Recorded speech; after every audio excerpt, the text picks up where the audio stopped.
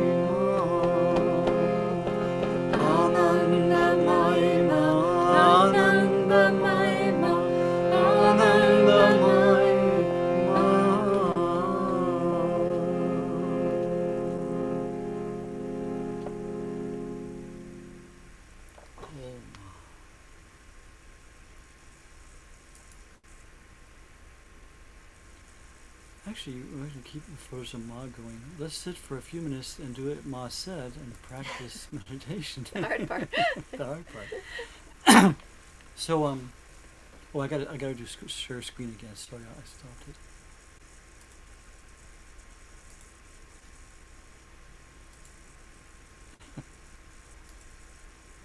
I'm gonna do share screen again.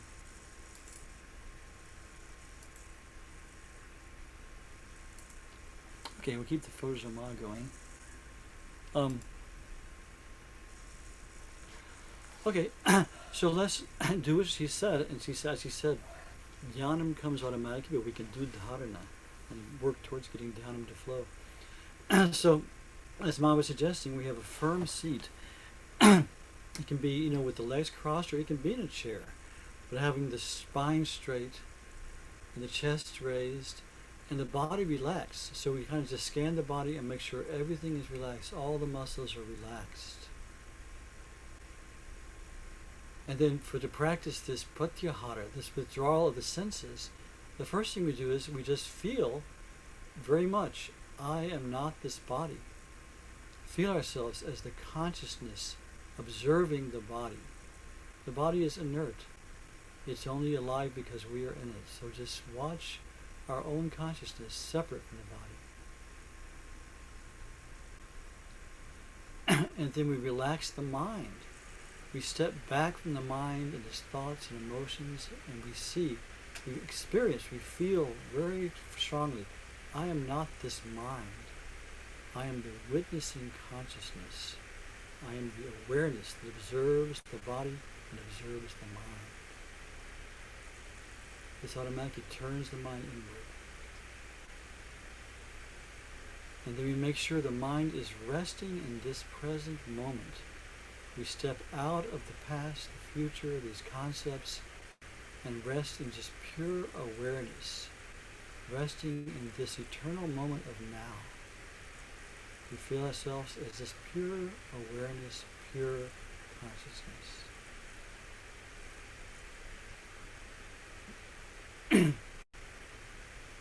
And then we observe the breath, which is moving gently in front of us.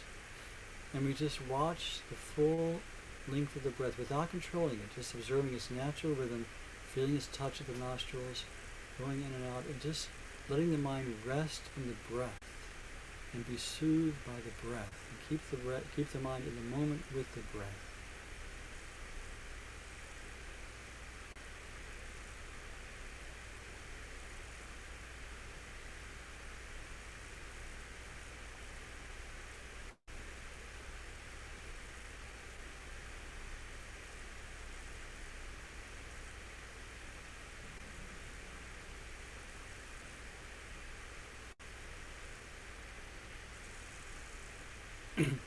And then, in the flow of that natural rhythm of the breath, we add whatever mantra we work with. If we don't have a mantra we want to think of Ma, we can say Om Ma. So as we breathe in naturally, we mentally intone Om Ma. As we exhale, Om Ma, Om Ma, Om Ma. And we just quietly continue this. Breathing the mantra in and out, feeling the vibration of the mantra fill the breath. So it becomes one thing. The mind sinks into the breath, and in one unit, it's just remembering the mantra.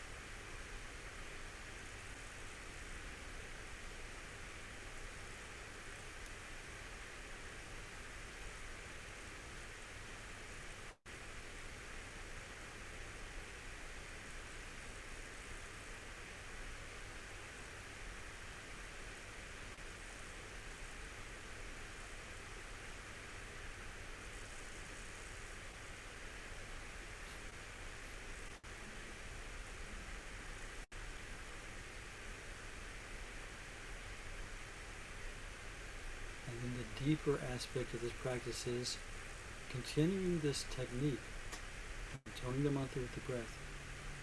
We say the mantra as a prayer.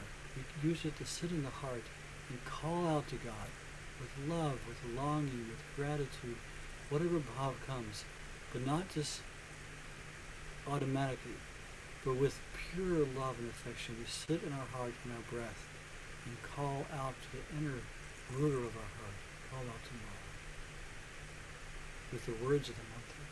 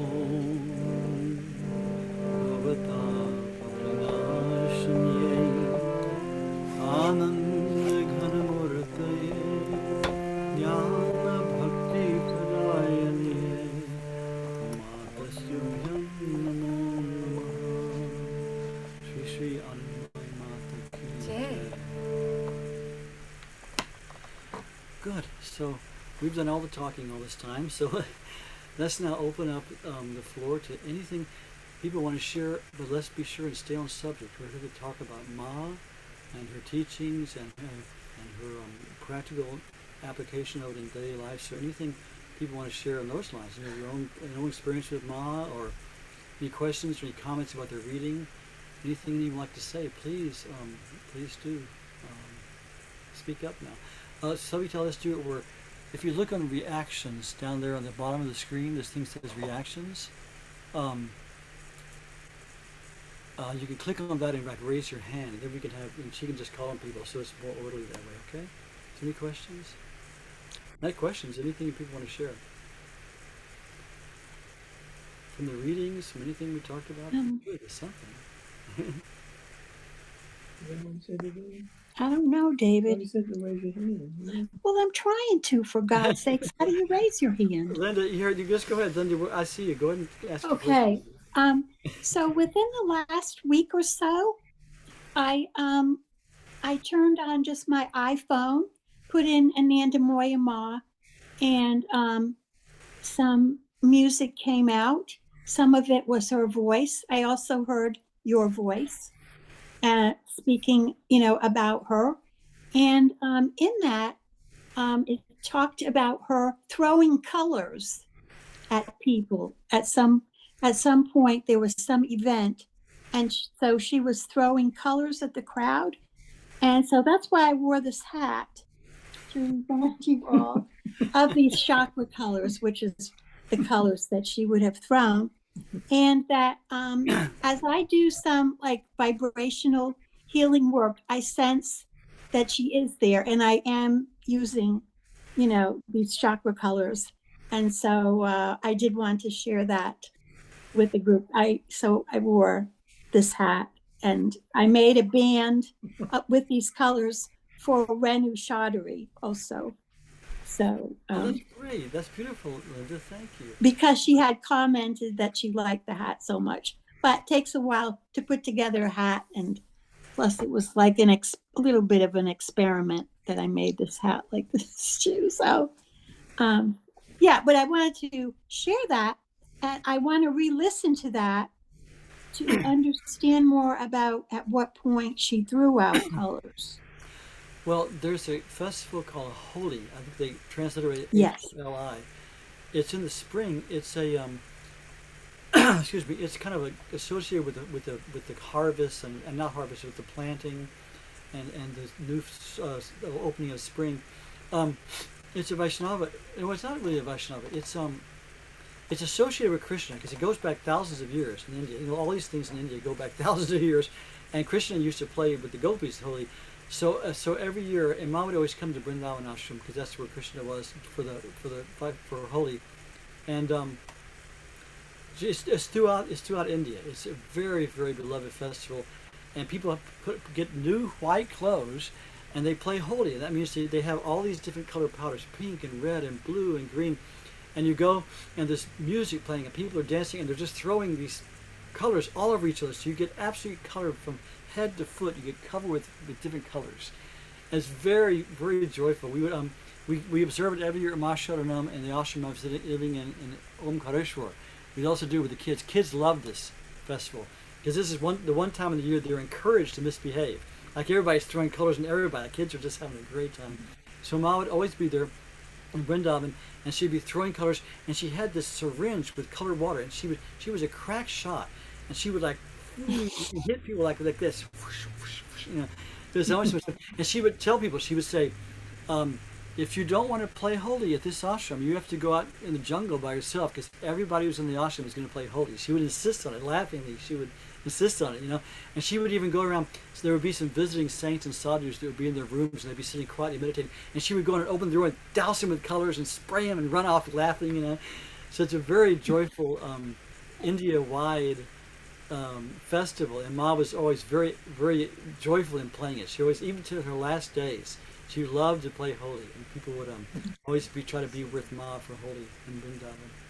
So well, thank you for this description of exactly what went on with that, because it was just short, said, Yeah. She threw colors. For you to actually say, oh, she would go in the room and squirt them. I mean, that's just, funny and.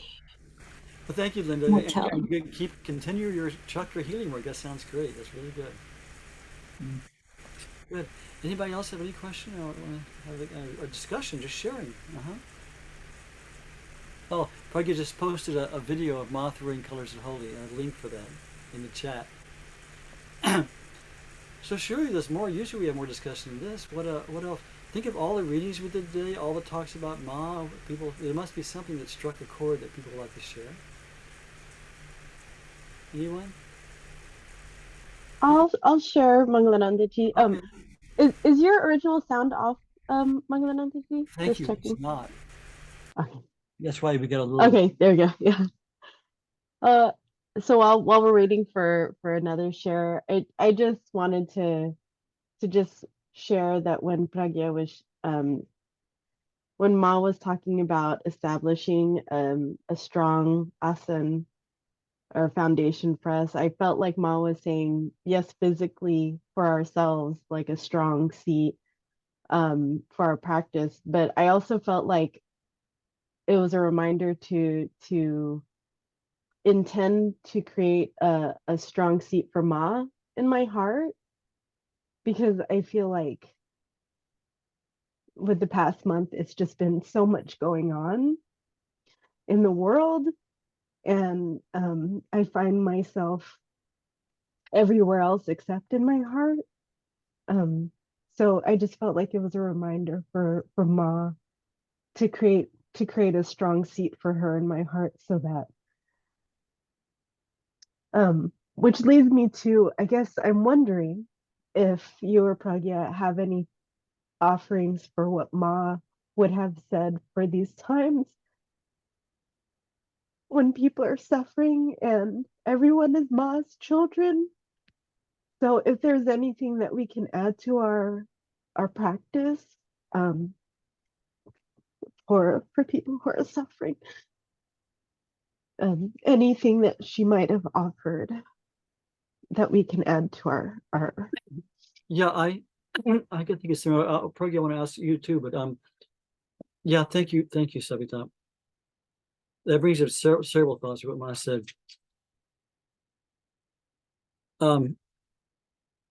First of all, Ma specifically said amazing things. She said, "I've asked this little girl asked you one thing: make a place for you in my heart. Make a place for me in your heart." Now, that sounds like a very, because we say just silly, sentimental things all the time. Oh, make a place for me in your heart, But Ma didn't say anything casually. Everything she said had intense meaning. Ma said, "Make a place for me in your heart." That's a huge demand, loving demand. And that's true. In these tumultuous times, we need to have a place in our heart.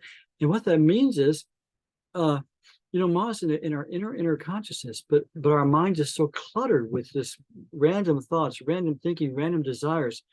To make a place for Ma in our heart means to really still our mind, have an inner place where we go to in our meditation regularly. That gets refined, that gets polished, that gets cleaned out more and more. So you have a still place in your heart and mind for Ma to sit, and you can quietly tune into her presence. And that comes through meditation practice only. To meditate, to let meditation, everything has to be connected with your life also to meditate properly. To have the mind in a still, clean place where you think Ma is here, and you can quietly turn within and feel Ma's presence. Because Ma's presence is there. Like I say, our mind's going rushing. The more we can have that place of inner stability and quiet where Ma sits, that's where we contact her. The photos and everything external are good. The real contact with Ma is in our consciousness, and that comes through practice. So that's the first thing. That is true. If we don't have the inner stability, we get washed away by these times, which are so demanding and so, like I say, tumultuous. I mean, people killing each other and trying to figure out better and better ways and bigger bombs the way we can kill each other. And it's just, we don't want to think about it. Yeah. But the more we can have inner peace, the more we can be stable inside despite what happens. And the second, there's two things. And connected with that, our practice also, Ma said, your daily spiritual practice is wafted out like a fragrance on a breeze and affects the whole world. So our own daily spiritual practice will be a force to help stabilize all the instability that these wars and things are doing. And you should also have a time, like I have a time in my puja, a particular time every day where I'll say prayers to Ma for different people who have asked me to pray for them.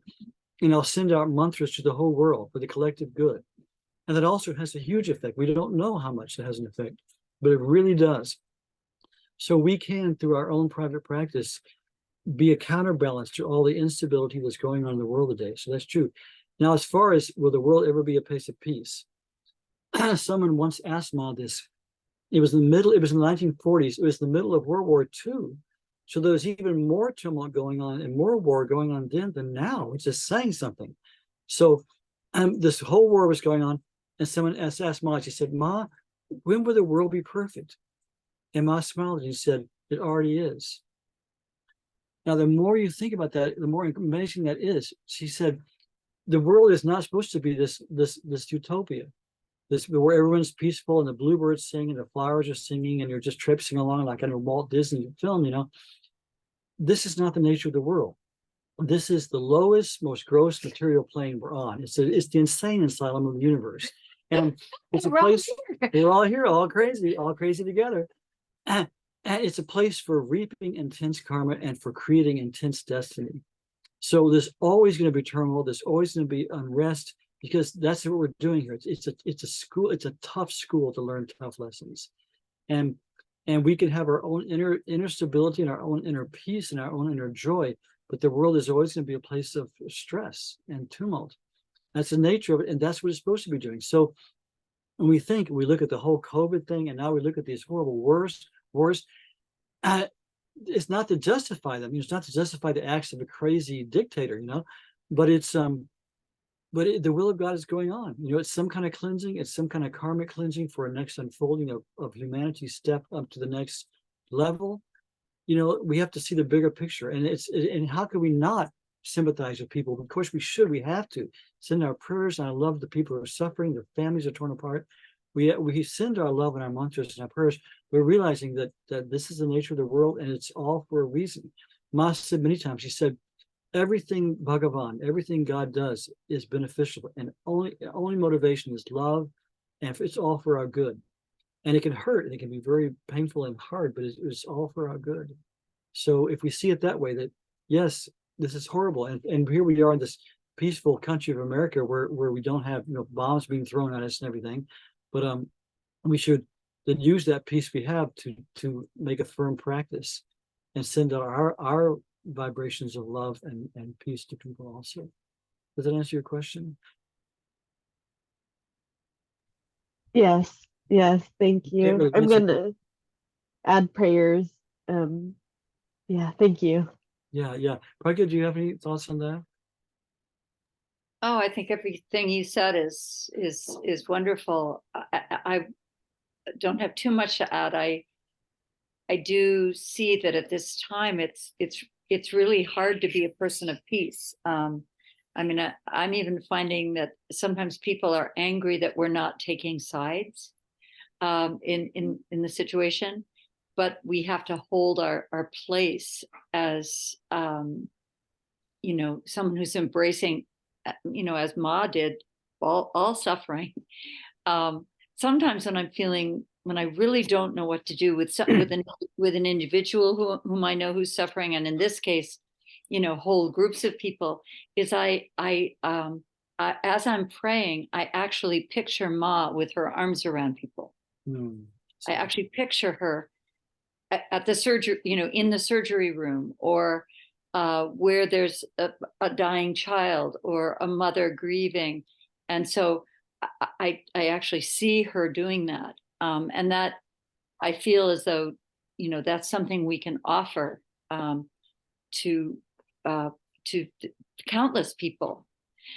Swami Dayananda, who's who runs the Hawaii ashram, he always says that our job as devotees of Ma to help the world is to be you know, to be mystics, to be contemplatives, to be those who offer prayers. We don't necessarily have to change things as much as we have to hone our own practice so that we have really a powerful contribution to make from our heart out to the world. Yes, all very well said. Yes, thank you. That's true. And we're talking about the yama and niyama of Patanjali. The purification of life has to take place. And one very important is ahimsa. Ahimsa is harmlessness. So every spiritual aspirant has to, as much as possible, practice harmlessness. And if we're doing that, we will begin to vibrate on a level of harmlessness, and we will then, our presence in the world will promote harmlessness. And that has to be, and the practice of that is very practical. It's in thought, word, and deed. We try to harm no one or no thing. So even like harming animals, we try to have a vegetarian diet so we don't harm people. We don't harm animals when we eat. We try to watch our speech and not have harmful speech and harsh speech to people. We try in our minds not to be harmful to people. And this is a hard practice, but it's crucial for spiritual life that more and more we try to be kind and loving at all times, even to people who aren't, which there's plenty of people that aren't. And if we do that, that will develop, that ahimsa will develop in our own being, and so we'll be a force of peace by our presence. So that's also something we can work on, is trying to work on ahimsa in our own self, and that will help the himsa, the harmfulness that's going on in the world today. And it's hard not to be angry with the political situation, the war situation, but we can. It's an opportunity for us to practice and try to be harmless. I mean, just for example, I'll give an example. Just 3 or 4 days ago, I was in a store, and there was some man that was really slow there, and I was late for work. And I was trying to just check out my salad and get to work, and he was still sitting there. So I kind of went around him and I put my credit card on the thing. And for some reason, this enraged him. He started swearing at me and saying, "I'm going to kick your butt," all this stuff, and just like swearing and screaming at me. And I just looked at him and I patted him on the shoulder. And I said, "We don't need to fight. We're all brothers. There's no need to fight. We're all good. I'm sorry if I in some way offended you. I'm very sorry." And it just totally took it out of him. He just like, oh, he just like didn't know what to say. He just walked off. So it's so hard and so easy, to be inflamed by other people's anger. There's so much anger now, and so it's so easy just to just flare at it. So if we can practice ahimsa, and in small things, we can also make a difference. You have anything to say? I did a while back, but we're okay now. Okay. We have a question from Yes, Harold and Martha, and then we have a question afterwards from Swati. Good. So who's first? Harold and Martha. Hi. I don't have a question. I was going to respond to your comment. I just returned from Egypt, and I was there I'm going to respond mostly to what I felt from your heart and the compassion and the sadness and all of those things. But I just want to mention that I was actually staying in the home of my friend who is the WHO representative for Egypt. She's a nurse, and she's the one that was planning all of the humanitarian aid to Gaza. So starting right after the war began, or whatever you guys want to call it, I was there about October 11th. So I was watching her rally her team and deal with the forces, as she has for 26 years with the WHO. Regardless of what you think about any of these things, I can attest that there are people like her, like Naima Al-Ghathir. She's from Bahrain, and she's a tiny little woman who is an incredible powerhouse for all the things that we're talking about here. And she's very much a devotee of the mother. Like Prajna said, I see Anandamayi Ma's arms around those people there. But as she was trying to deal with getting trucks into Gaza, we were watching hospitals be bombed. She sent me an update this morning about the hospital situation. We can take a humanitarian and diplomatic perspective, and it's not to just kind of desensitize ourselves, but to deal with the ahimsa work.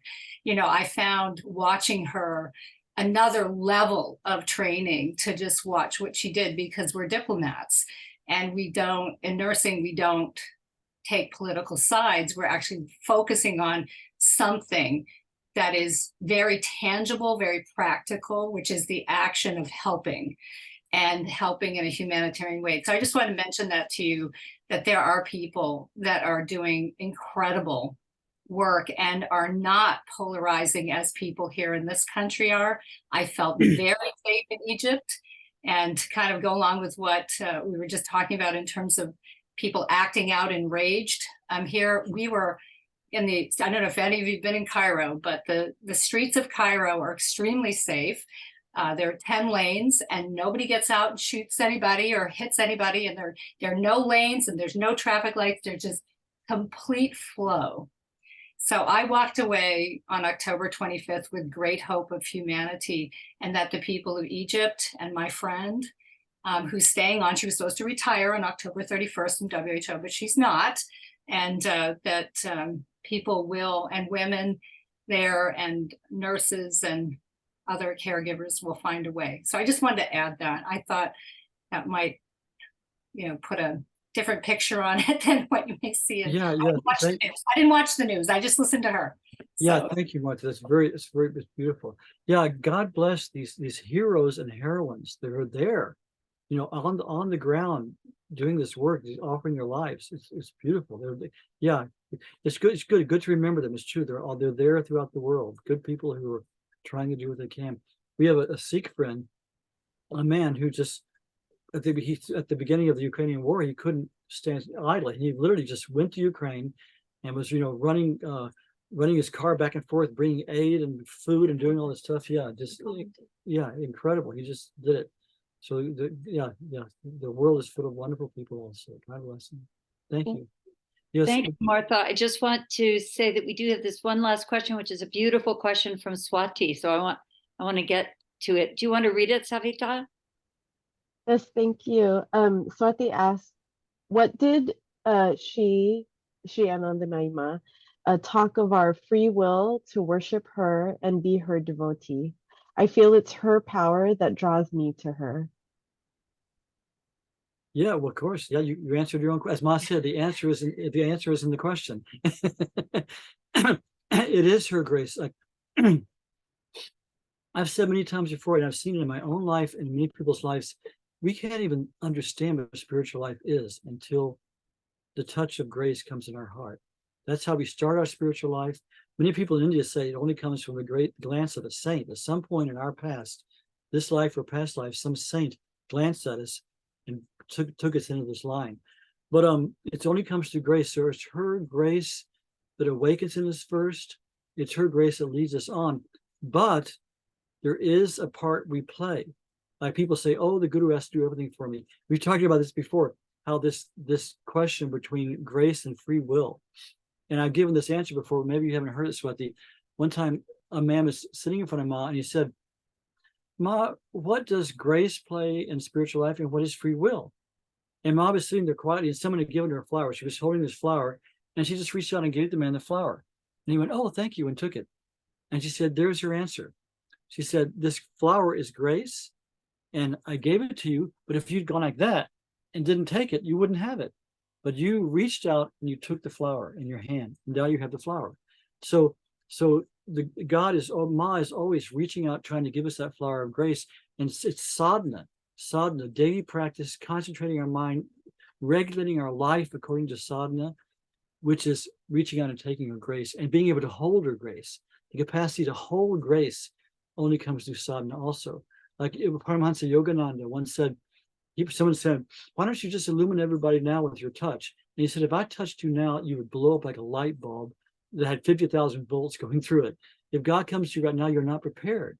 So we have to prepare our bodies, our minds, our hearts, our souls through continued practice to receive the grace of God. So Ma's grace leads us. Ma's grace is the only way we can follow her. But the part we have to play is to give her grace a place in our hearts and to do the daily practice and to follow her words. That's like Jesus said in the Christian Gospels. He said, if you love me, do what I say, keep my commandments. They say, I love you, and then not do it. So yeah, does that answer your question? Pragya, did you have an answer to that question too? No, I think that's beautiful. I was just thinking of Ma's analogy that she uses so often of, if God's grace is raining all the time, in this case, Ma's grace, if our cup is turned over like this, the grace will just pour right off it. We have to keep our cup, open and ready to receive that grace. Yes, yes. And that's our conscious will, conscious spiritual life, consciously trying to do what Ma said, consciously trying to daily have a practice, feeble as it is, because our efforts are feeble. But Ma said, they are, we know that. But Ma said, she said a beautiful thing. She said, exert yourself to the limit of your power, and I'm there to fulfill what's left undone. So she'll take care of us, but only if we're doing our own way. Yeah. And like I said at the beginning about this, I hope people watch that video, that beautiful video about the saint and his experience with Ma that we gave the link earlier.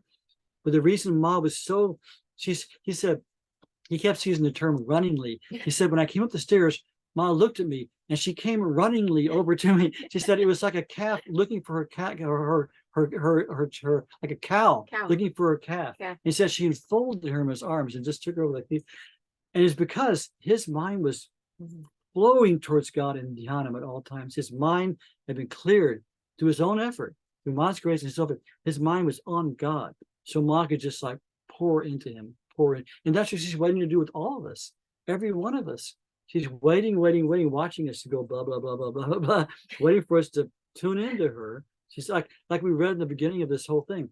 She said, every thought you have, I see. I'm always there for you. So we have to just tune into her, and her grace is there. Yeah, turn the vessel right side up. Any other questions? I think we've had our time's up. But well, thank you all for coming to Matri Satsang. And we're here every third Sunday of the month. And we'll announce more about the Samyan Sapta, which is in the planning as plans unfold. And we hope everyone's doing their practice and saying prayers for the peace of the world. And if you want to unmute and say goodbye, we're all here. Yeah, saying your mantra, yeah. So if you want to unmute and say goodbye, we're always happy to see everybody. Namaste. Jai Ma. Thank you. Bye. Love you. Jai Ma. Jai Ma. Jai Ma. Jai Ma. Jai Ma. Up to everyone. Jai Ma. Bye. Come back next month. Happy Thanksgiving, everyone. Y'all come back there here. Yeah. Jai Ma. Jai Ma. Be sure Well, and that copy lady's link. got her colored hat on too. Yeah. I saw another, not this one, but she's got a different one. One She has got a one that- Be sure and copy that link from the chat about that saint. It's really worth seeing. It's so sweet. You got Really the link about the. Okay, good. We'll do that this week sometime. One night.